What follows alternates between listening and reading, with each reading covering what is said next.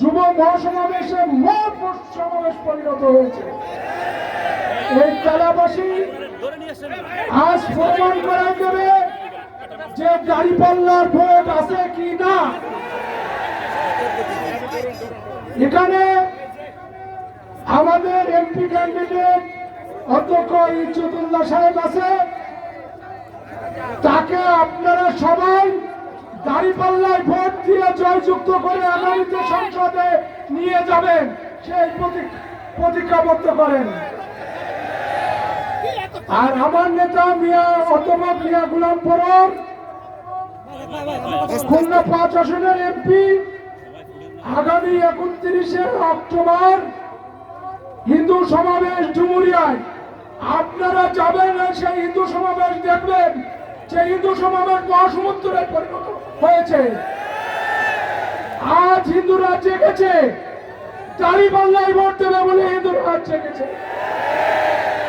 এখানে জামাত ইসলামী চাঁদাবাজি, টেন্ডারবাজি, দখলবাজি, ঘাটবাজি, বালু উত্তোলন, পাথর উত্তোলন, পাথর খেয়ে গেলে, বালু খেয়ে গেলে জামাত ইসলামী খাই না।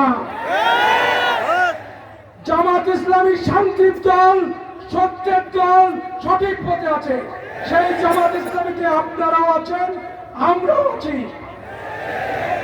মানুষ মনে করে যে হিন্দুরা জামাত ইসলামে নাই, এবারটা ভোট দিয়ে প্রমাণ করাই দেবে হিন্দুরা জামাত ইসলামে আছে।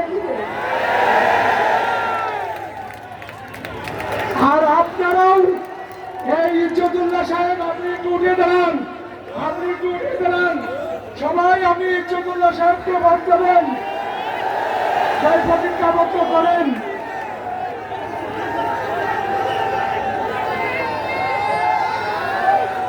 আমার সময় দেশে 2 মিনিট, বিদায় আমি আরো বক্তৃতা দরকার ছিল। আগামীতে যদি এই জায়গায় আসতে পারি সেই সময় অনেক কথা বলবো। আপনারা সবাই ভালো থাকুন, সুন্দর থাকুন।